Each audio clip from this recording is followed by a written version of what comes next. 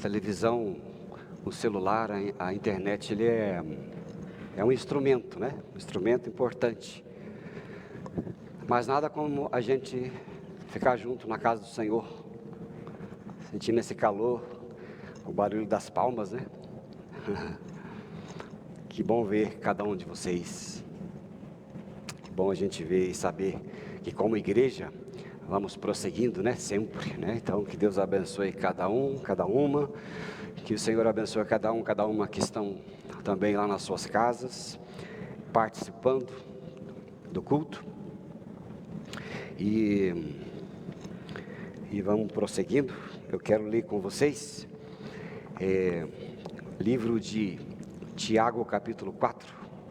Aí você pode abrir sua Bíblia, ou ver ali em cima. De Tiago, capítulo 4.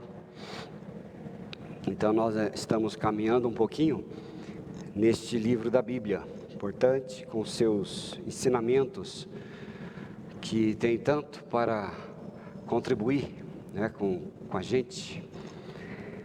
Diz assim a Bíblia,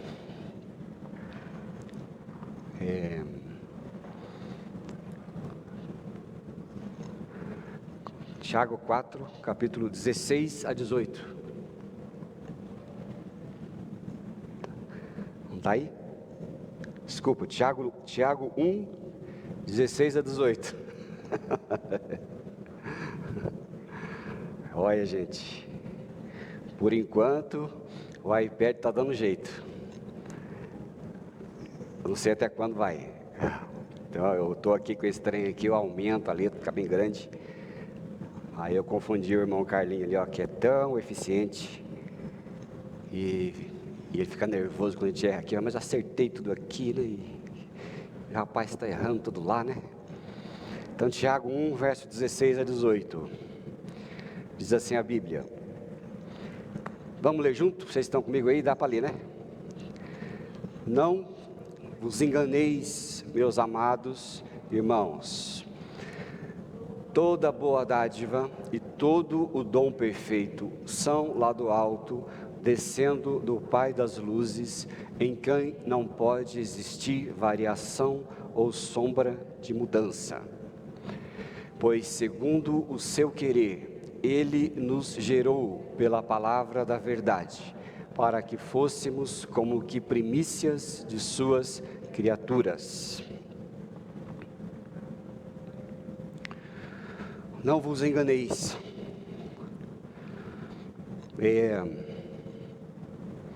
Se você procurar na Bíblia por vários lugares, você vai encontrar essa advertência com Jesus, no livro de Apocalipse, em todo o restante da Bíblia, várias vezes. Não vos enganeis. Porque, segundo esse pessoal da Bíblia, quando você se engana, às vezes não tem como consertar o erro. Eu estava conversando com minha esposa aí, e que a gente fez uma viagem há uns 3 anos, e eu estava... Vou encher vocês de inveja agora. Eu estava em Paris, e a gente foi de ônibus, e na volta, a Flaviana deve estar ouvindo lá onde ela está lá, na casa dela. A Flaviana estava junto. E na volta, a gente chegou na rodoviária e eu fui para uma fila. E esperando, quando faltavam uns 45 minutos para o ônibus voltar para Londres, estava vazio o lugar. E era tudo meio francês, meio tudo, e a gente fala só em línguas, né, que dá para entender, só Deus entende. A única língua estranha que eu sei falar acho que eu sei falar é línguas, e é só Deus que entende. E eu vi que estava distraído, daí eu resolvi descer um andar, procurar alguma informação.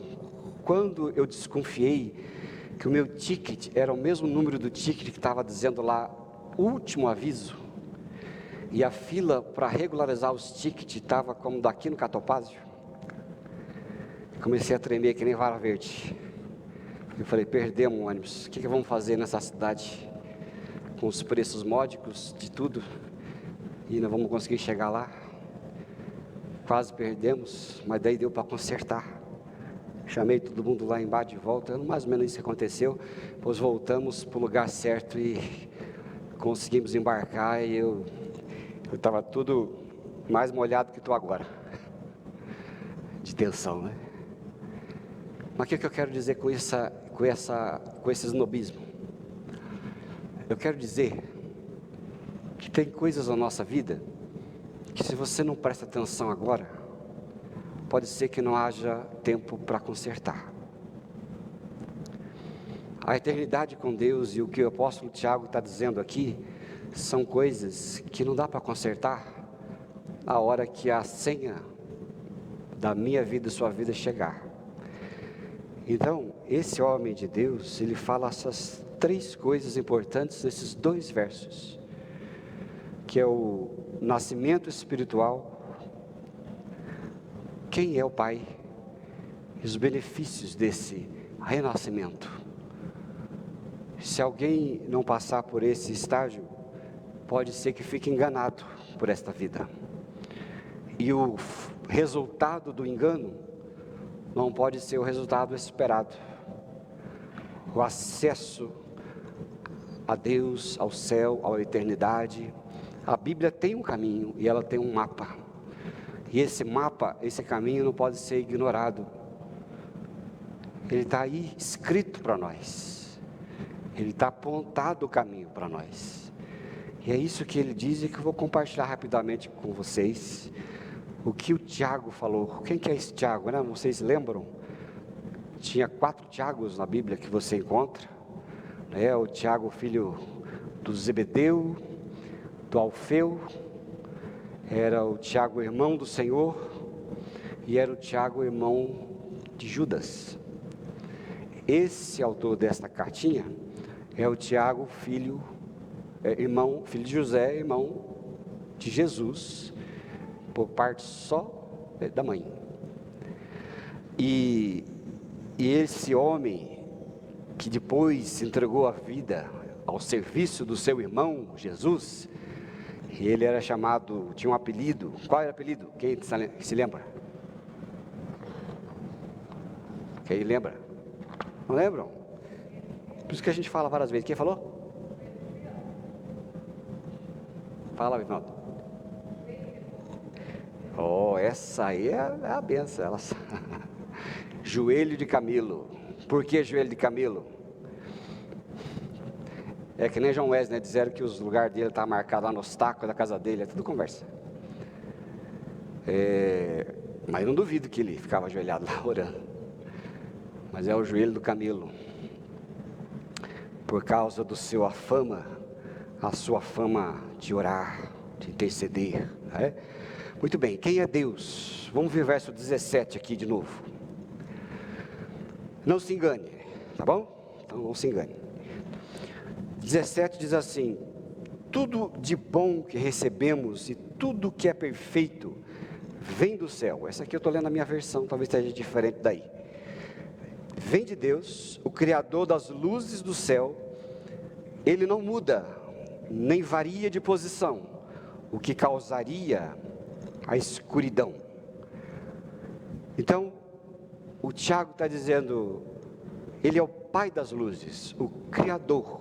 Esse termo aqui, Pai das luzes, ele é uma expressão judaica antiga para se referir a Deus como o Criador dos luzeiros do universo.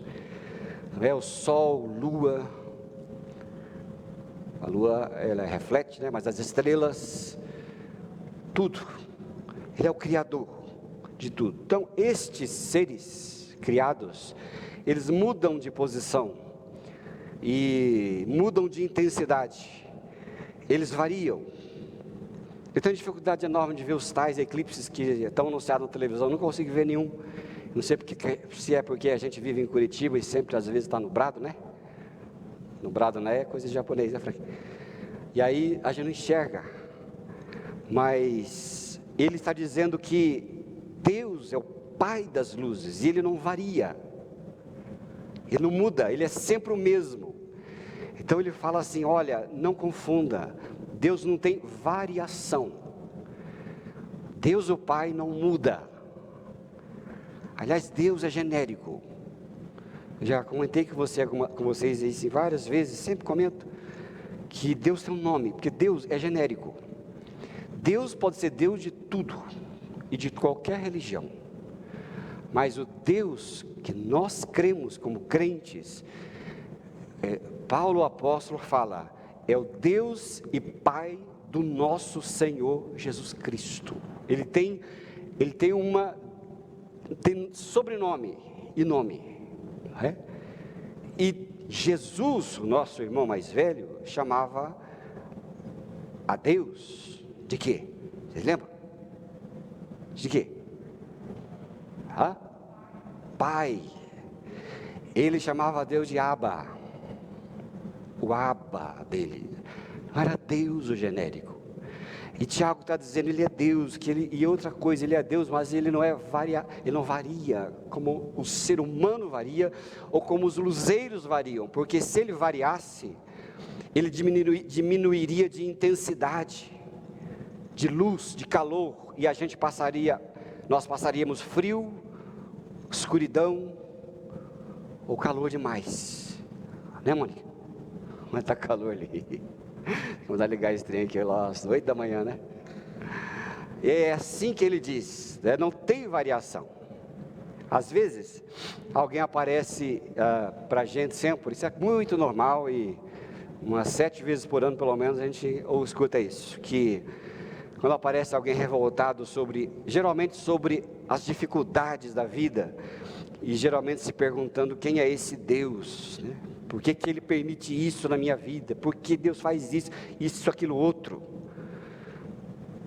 Eu geralmente afirmo que esse não é o Deus que nós cremos. Que esse Deus que as pessoas culpam pelas suas agruras da vida, e que é um Deus que é retributivo, ou seja, se eu sou bom, Ele é bom, se eu sou mal, Ele é mal comigo. Esse é um Deus que eu não conheço. É um Deus nórdico, ou é um Deus grego, mas não é o Deus e Pai do nosso Senhor Jesus Cristo. Talvez você esteja crendo no Thor, ou em Odin, ou tem outro, as meninas sabem, assistem as séries, ou Diana. Aliás, fiquei tão decepcionado com a Diana essa semana. Ela tão querendo assistir a Mulher Maravilha no cinema, não vem em cinema. Aí vamos assistir em casa mesmo, mas coitadinha, só apanhou. Mostrou pouco poder. Aí não deu graça nenhuma.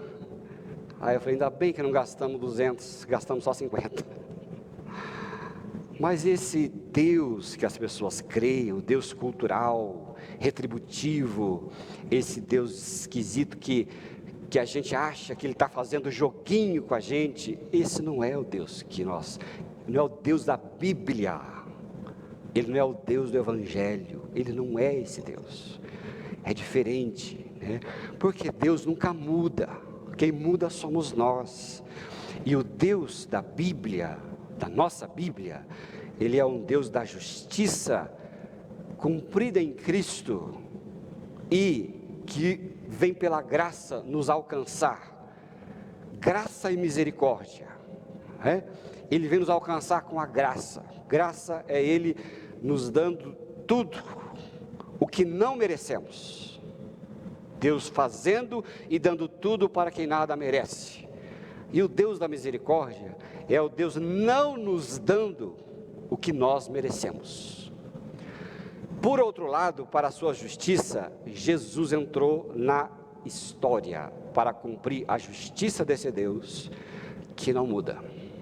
Então, essa noção de Pai, Deus Pai, o Deus Abba, é o nosso Deus querido, que não muda, tá bom? Eu ia falar para você falar para o irmão do lado, mas essas coisas já foi, né? Os 27 abraços, falar para o lado, pegar na mão, não existe. Por enquanto não tem mais não. Mas Ele é esse, que às vezes nós confundimos.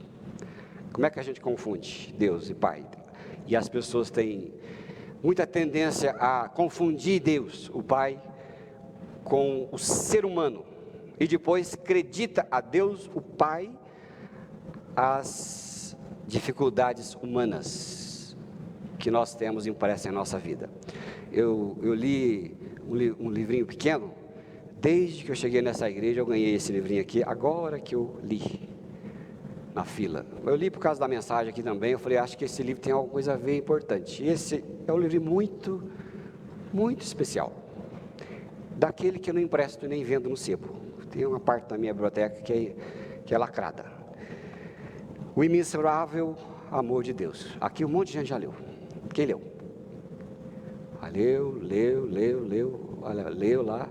Ela está lá hoje. Tudo leu.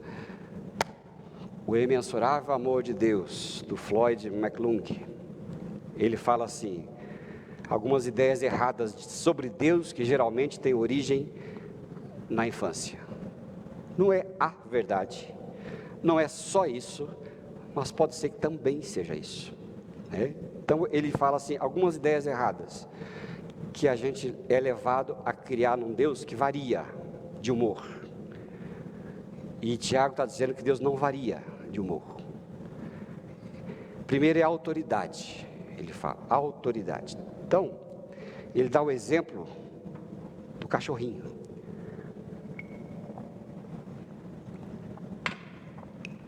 O cachorrinho, quem tem cachorro em casa? Aí. O cachorrinho, quando você chega, o meu lá em casa, você chega, ele fica maluco, né?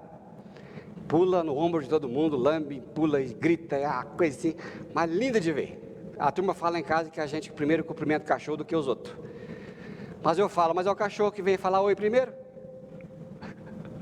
Não é verdade? É o cachorro que chega na frente fazer uma festa, às vezes a gente chega para lá, não tem nem festa. Então, ele falou, você percebe a situação da casa pelo cachorro. Uns grita, pula, lande, o Frank faz xixi. Faz xixi, tudo de alegria. Então você vê que o cachorro, ele é bem cuidado, ele tem amor. E ele fala, por outro lado, tem o cachorrinho que você chega, ele some. Eu acho que o Paulo anda chutando os gatos dele, porque eu chego lá, os gatos deles aparecem. Ó, Paulo, pastor Paulo tem que dar uma... A Kenneth tem que consertar você aí. Diz que o animal que foge é que ele... É brincadeira, não é caso lá, pelo amor de Deus. Exemplo do cachorro, esqueci lá, é gata, que é cachorro. O cachorro que foge, ele tem receio de ser maltratado, porque geralmente não é muito carinho do cachorro. Tem muito carinho. E ele falou... às vezes você vê o resultado nisso, né? Então, um pula de alegria, outro foge amedrontado de medo. Então ele fala assim, que com frequência nós nos aproximamos do nosso Deus de maneira semelhante. As experiências passadas intensificam as nossas reações quando Deus tenta chegar perto de nós. Então, muitas vezes, quando o Pai tenta chegar perto de nós, ou nós caímos nos seus braços, ou nós fugimos. Geralmente as pessoas fogem, a maioria foge, porque tem a ideia errada de Deus. Nós passamos a ideia errada de Deus para as pessoas. Eu já comentei com vocês várias vezes, quando eu passava em frente à igreja metodista central de Londrina, eu olhava para aquela entrada que lembra mais ou menos esta, que ela é mais estilo histórico da arquitetura, e eu não entendia direito, eu olhava e dizia assim, meu Deus, essa gente que participa aí deve ser tudo maluco, né? Então tinha um maluco para lá de fora, um maluco para lá de dentro. Então tinha os dois malucos. E eu dizia, não posso entrar aí, se eu entrar aí, quem sou eu para entrar aí? Olha, o que a gente pensa? É como um cachorro assustado. Quem sou eu para entrar neste lugar tão santo, meu Deus? E eu esse jeito miserável. E eu fugia. Mal eu sabia, né? Que o meu Pai estava me chamando, indo atrás de mim, me chamando. Mal sabia eu, para pegar no braço, não para corrigir e me bater com a Bíblia na mão, pegar a Bíblia em mim, ó. porque é assim que a religião faz na gente. Mas era o pai. Então, imaginamos o que ele será com as outras figuras de pessoas como nós. Mas Deus não é assim, não. Ele falou, uma das características erradas é essa aqui, é a autoridade. Que autoridade é essa? A outra, ele fala, é a confiança. Ele diz assim, na infância pode ser que você tenha recebido promessas que foram sempre quebradas. Eu não sei quantos de vocês foram assim. E também não é culpa de ninguém. Quando a gente fala aqui de pai, mãe, família, que não souberam cuidar uns dos outros, não existe culpado. Não existe culpado. Quem é culpado em toda essa história é o pecado. É o pecado que é o culpado de tudo isso, que erram com a gente erra com os outros vão errando com os outros. Não existe ninguém perfeito. Aliás, qualquer pai e mãe aqui, desejosos de ser perfeitos como pai e mãe, já se descobre completamente frustrado. Não é verdade? Eu sei, uma vez eu falei com um irmão aqui daí, ele sabe quem é que estou falando. Eu falei, eu queria que você fosse meu pai, tanto que eu escuto você, e eu gosto de ouvir você. Até esse, eu acho que se sente tão frustrado quando cuida dos filhos. Por quê? Porque não existe ninguém perfeito. Se você já, o filho no ventre, antes do ventre, que era o nosso caso, antes do ventre, já querendo acertar com tudo, todas as coisas, a gente se sente um fracasso. Imagina os outros, imagina todo mundo. Então não tem culpa. O que ele diz aqui são as impressões, são as coisas impressas em nossas vidas que nos faz ver a Deus de forma errada, né? Viu, Renato? Fica tranquilo, vai dar tudo certo. Ah, será que você é um bom pai? Fica tranquilo, vai. Se quiser ser, não vai ser. Se não quiser ser, vai ser. E você não tem controle. E está tudo certo, viu? Estão todos bem. É o nome de um filme que eu gosto muito de ter assistido. Estão todos bem. Procure depois. No final dá tudo certo. Então, quantas promessas cumpridas, feitas e não cumpridas, né? Eu vou te dar isso, vou te dar aquilo outro, vou te levar aqui, vou te levar a colar. Você nunca vai sofrer, você nunca vai isso, nunca vai aquilo. Daí você diz assim, mas eu passei por tudo isso, tudo que o meu pai, minha mãe, sei lá quem prometeu, aquele que cuida de mim prometeu, eu passei por tudo. Eu vou acreditar em Deus, que eu chamo de pai, essa palavra tão corrompida na nossa cultura? Mas aí ele fala, Deus não é assim. Só o Espírito Santo para nos convencer que Deus não é assim. Lá em Deuteronômio 32:4 fala assim, o Senhor é a nossa, vamos ler junto? Eis a rocha, são obras suas perfeitas, porque todos os seus caminhos são juízo. Deus é fidelidade, não há nele injustiça, é justo e reto. Minha versão diz assim, o Senhor é a nossa rocha, Ele é perfeito e justo em tudo que faz, Ele é fiel e correto, e julga com justiça e honestidade. Nosso Deus é digno de confiança. Amém, querido? E você vai saber disso pelo Espírito Santo que habita em você, e pela leitura da palavra. Porque eu sei que alguém perguntou, mas como é que eu sei isso aí? Como é que eu experimento isso aí? É assim, experimenta, não tem outro jeito. Se você achar outro jeito, você me conta. Me conta depois. Mas é pela palavra que você deverá conhecer, ou deve conhecer, trabalhada pelo Espírito Santo que habita em nós. Porque a letra é morta, o Espírito é vivo. É a letra e o Espírito que entra em, não sei nem se é certo falar, em combustão, e ela pega fogo em nosso coração e nos convence. É a unidade das duas coisas. Aí você fala assim, por que tal pessoa lê Bíblia, e nunca aprende nada? Tanta gente que é ateu e à toa, que eu sei que conhece a Bíblia e não crê em nada. Falta o quê? Falta o Espírito Santo. Outra coisa que ele fala aqui, que nós confundimos Deus e fazemos com que ele varia, são os valores. Valores que nós multiplicamos. Nós geralmente substituímos o eu te amo por não faça isso, não faça aquilo, não quebra isso, não quebra aquilo. E é interessante, ele dá um exemplo de antigamente, é cultural nunca ter crianças lá do passado, bem do passado, dizer não quebra isso, não faça isso, porque eles viviam na simplicidade e no chão batido. Então o que é que poderia cair para quebrar? Hein, Isaías? O que é que poderia cair para quebrar? Nada. Então era eu te amo, era dar um abraço, vem aqui, e é assim que funciona antigamente, e hoje não funciona mais assim, porque os valores estão invertidos. Nós ensinamos as crianças e as pessoas que nós precisamos trabalhar muito e ficar ausentes para que eles não sofram. Prestar atenção? Criança não quer que você trabalhe bastante, saia bastante, faça tudo bastante para que ele não sofra. Ele quer você e eu perto. Você e eu perto. Aliás, já que eu falei da Mulher Maravilha, estava lá um sujeito, o vilão tinha um filhinho. E aí o vilão falava para o filhinho assim: faz um desejo, pede o que você quiser. E o menininho, era um japonesinho, dizia assim: eu quero você. Aí ele falou: mas faz um desejo direito, desejo de sucesso, desejo bom.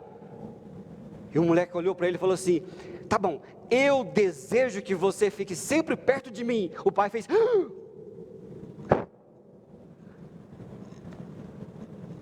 que não seja cumprido esse desejo.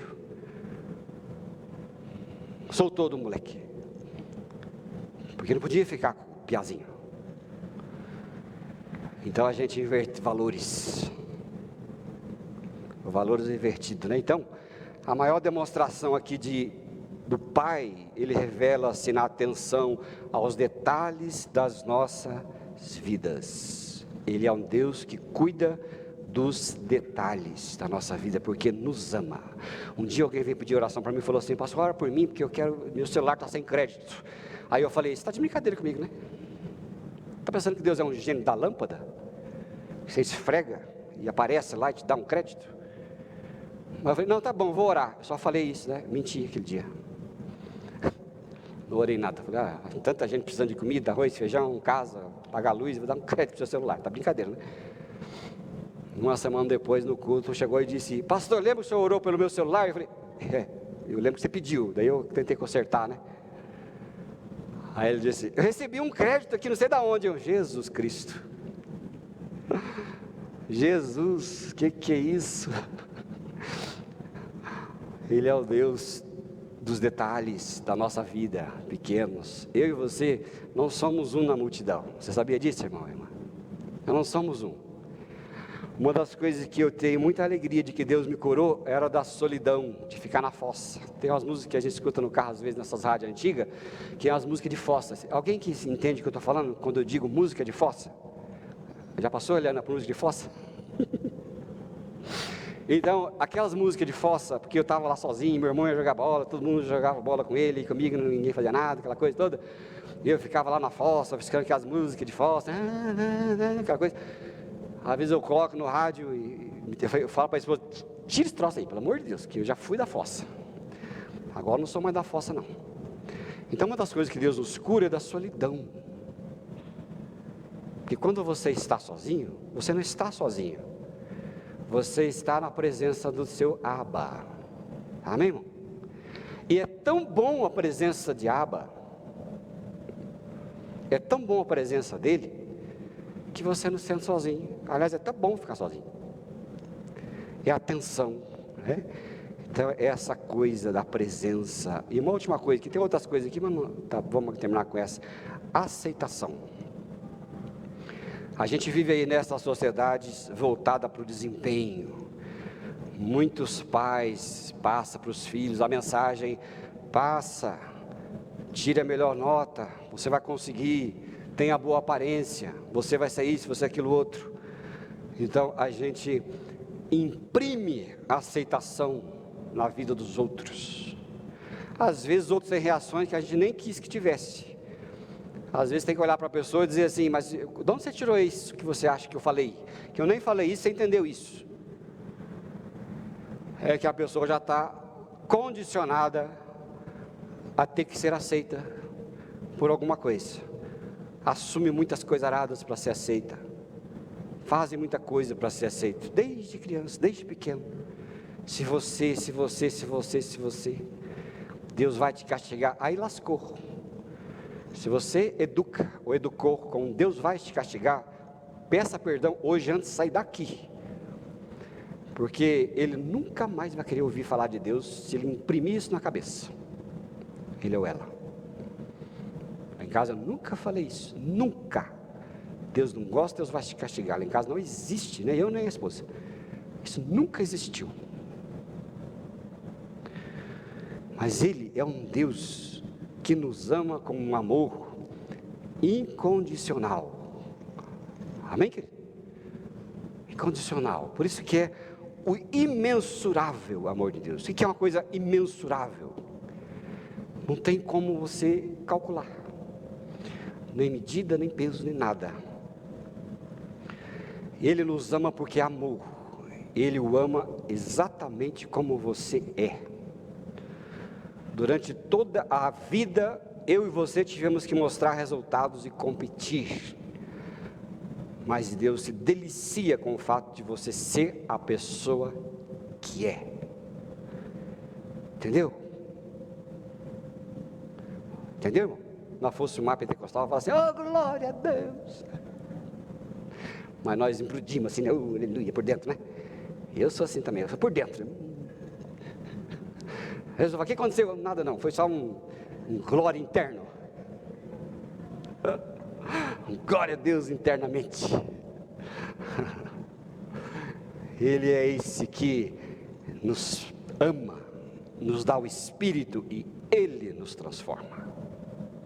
Ele nos transforma. Não é eu que quero me transformar, não é eu que quero me santificar, porque não dá certo, ou você não percebeu ainda. Mas é Ele que faz a obra em nossa vida sempre, não é? Então, qual a resposta que você dá quando alguém te fala: Deus te ama, Jesus te ama? Qual a resposta que você dá? Quando a gente vai evangelizar, é muito comum isso, né? Você chega para as pessoas e diz: ó, Jesus te ama. Ela fala: ah, tá, e daí? Aprendeu assim? Mas qual a resposta que a gente dá, né, querido? Deus é o nosso Pai, é o Pai, e nós não podemos confundir com o Pai desta terra, biológico. Não podemos confundir com pessoas do nosso relacionamento, que nos condiciona o tempo todo, segundo o seu querer egoísta. Não podemos confundir. Ah, por que Deus faz isso comigo? Que Deus você crê. Qual você crê? Porque o Deus e Pai do nosso Senhor Jesus Cristo não é esse que você está pensando, que está te punindo. Eu falei para uma pessoa assim: Ele não pune, Ele só conserta as bobagens que nós fazemos, frutos das nossas escolhas, que nós escolhemos o tempo todo e não temos como deixar de errar. Mas é este. Então, experiências passadas, elas intensificam nossa reação quando Deus tenta chegar a nós. Quando Deus tenta chegar a nós, as experiências impressas no nosso coração, ou é uma grande barreira, ou é uma grande porta aberta. E é por isso que o Espírito Santo tem que nos curar. Quando nós ouvimos dizer o amor do Pai, não misturar com os relacionamentos terrenos, mas filtrar pelo poder do Espírito Santo, que é o Pai das luzes, não é o Pai que é luz, é o Pai das luzes, na qual não há sombra de variação. E aqui vamos só terminar com o que Jesus falou. Eu quero ler com você João 14, verso 8 a 11. Então diz assim, a Bíblia lá, vai botar lá em cima, se você prestar atenção.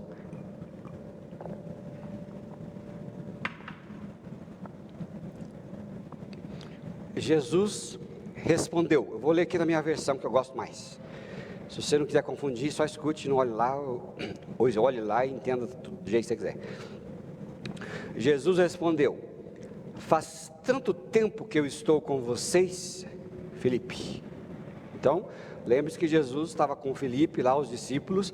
Filipe chegou para Jesus e perguntou e falou, Senhor, mostra-nos o Pai, assim não precisamos de mais nada.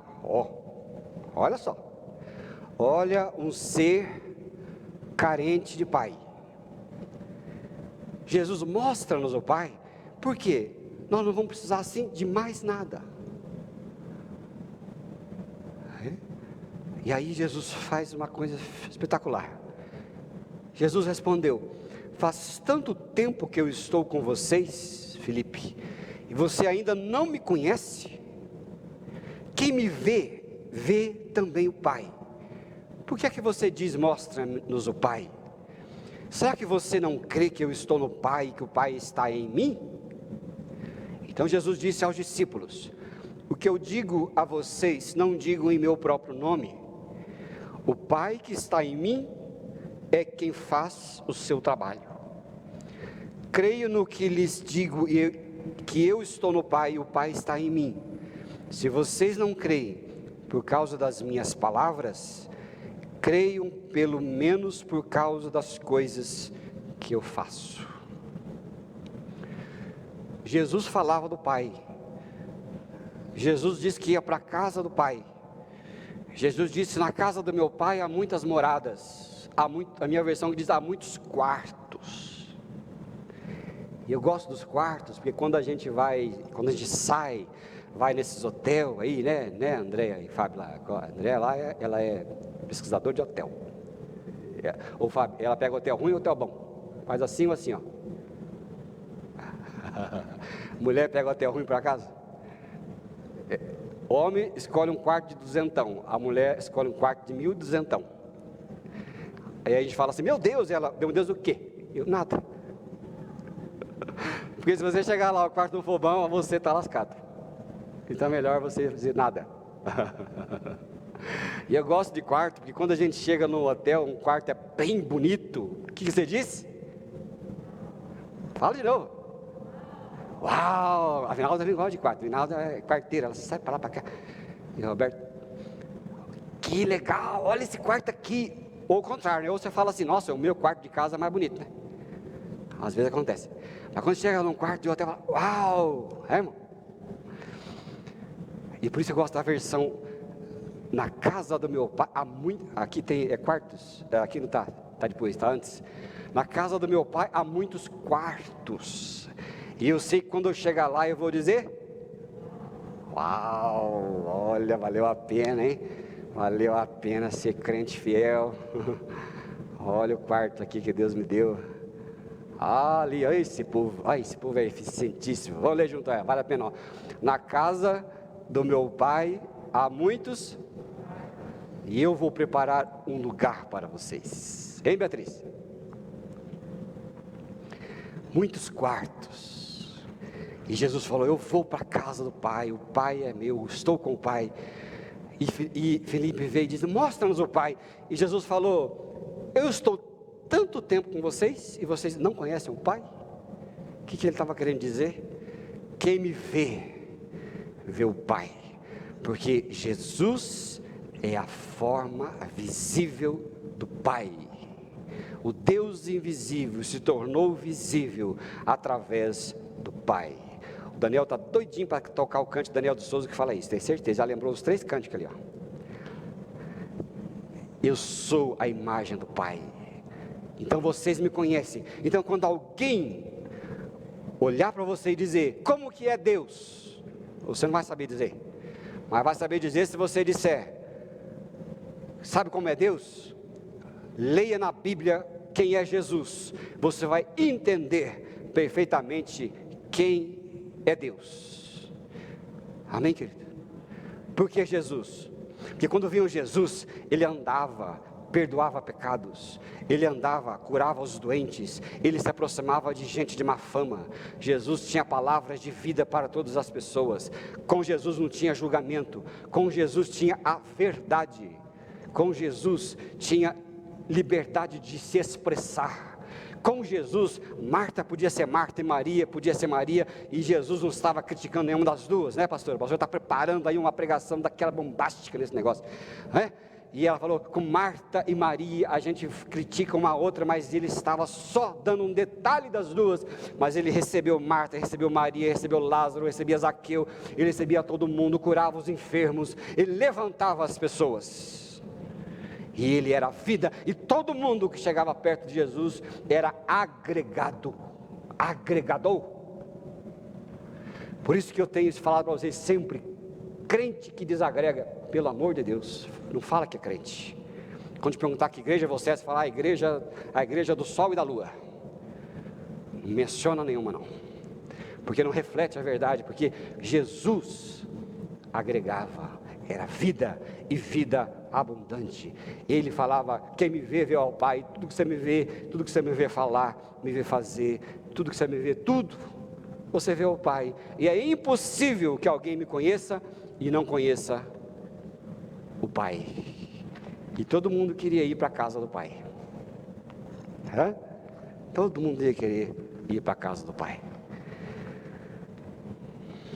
Amém, querido? Olha, tem mais 3 pontos aqui, mas 10 e 15, que beleza, a alegria da turma. Vamos continuar depois, mas eu não vou resistir aqui, porque o último ponto era os benefícios de quem nasceu de novo. Eu vou ler aqui que o Spurgeon escreveu, olha só, eu lhes tenho falado a glória, eu lhes tenho transmitido a glória que tens me dado. Olha o Pai, Jesus falando aos discípulos, a nós, eu lhes tenho transmitido, é Deus falando ao Pai, eu lhes tenho transmitido a glória que tu tens me dado. Vocês entenderam pelo gesto? Jesus falando com o Pai, Pai, eu lhes tenho transmitido a glória que o Senhor tem me dado. E aí, o Spurgeon dizendo aqui, contemple a excessiva liberalidade do Senhor Jesus, pois Ele nos deu o seu todo. Embora Deus tenha dado um dízimo de suas posses, que é Cristo, e tivesse feito o universo de ricos anjos, além da imaginação, ainda assim Ele não ficou contente até que tivesse nos dado tudo o que possuía. Seria uma surpreendente graça se Ele tivesse nos permitido comer as migalhas de sua generosidade sob a mesa de sua misericórdia, já estaria bom. Porém, Ele não fará nada pela metade. Ele nos faz assentar com Ele e participar do banquete.